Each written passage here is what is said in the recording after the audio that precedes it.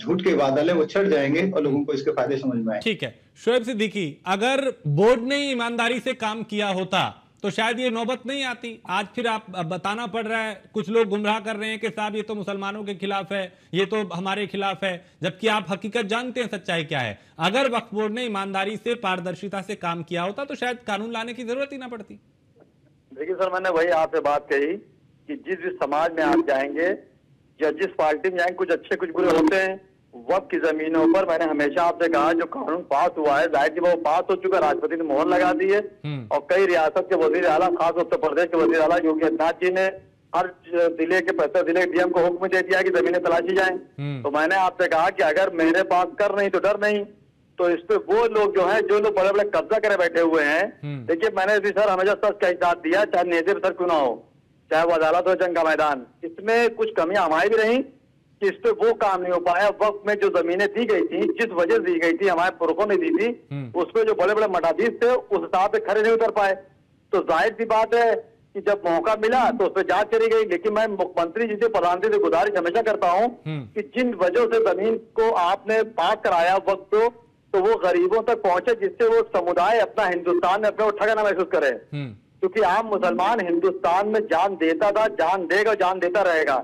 लेकिन चंद लोग होते हैं जो सस्ती शोहरत पाने के लिए मंजरेआम पर आते हैं कि उनको हाईलाइट हो जाए। और मैंने सर हमेशा एक बात कही कि अगर हम प्रधानमंत्री के खिलाफ कोई जुमला शोएब सिद्दीकी बोल देंगे तो प्रधानमंत्री में इजाफा नहीं होगा। उनको ऑल वर्ल्ड जानता, वो तो फेमस है, लेकिन शोएब सिद्दीकी को जान जाएंगे शोएब सिद्दीकी कौन है। तो इसका सस्ती शोहरत पाने के लिए हिंदू मुस्लिम को अलग करने की कोशिश ना की जाए। लेकिन ओवैसी जैसे लोग तो कर रहे हैं ना, ये ओवैसी जैसे लोग तो भ्रमित कर रहे हैं ना समाज को, वो तो गुमराह कर रहे हैं। और हमने इसका उदाहरण अभी पश्चिम बंगाल में एक देखा, मुर्शिदाबाद में, वहां पे हिंसा हो गई, वहां पे आगजनी हो गई, वहां पे हिंसक प्रदर्शन होने लगा। तो ये भी तो वही लोग हैं ना जो शायद समझ नहीं पाए कि कुछ लोग गुमराह कर रहे हैं। आप देखिए होता क्या सर, हमेशा सर ख्याल रखिएगा सर एक बात का कि आग लगाने वालों के हाथ नहीं जलते हैं, आग बुझाने वालों के हाथ जलते हैं। हम आप मंजरे आम पर गए और एक शोषा छोड़ दिया, और आम हिंदुस्तानी चाहे किसी कास्ट का हो, वो तो लग जाता है, वो खामोशी निकल जाते हैं। इस तरह की बात करके मैं समझता हूँ जो बंगाल में हुआ है, आप देखिए जिनकी वजह से हुआ है या जिनके जुमले से हुआ है, वो ऐसे मजे ले रहे होंगे और आम हिंदुस्तानी वहां परेशान रहा। जो आग वहां लगी, जो लोग जले या मकान जले, दुकान जली, जिस भाई का भी जला हो, दर्द हमें है।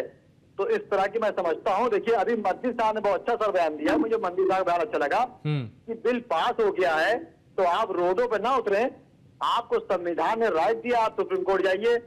तो जाहिर सी बात, कई लोग सुप्रीम कोर्ट जा रहे हैं, मुझे इस संविधान पे हमेशा यकीन रहा।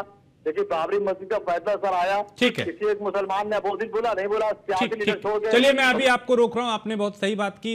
एक बड़ी खबर आ रही है, हमें उस तरफ जाना है। बहुत शुक्रिया आप दोनों।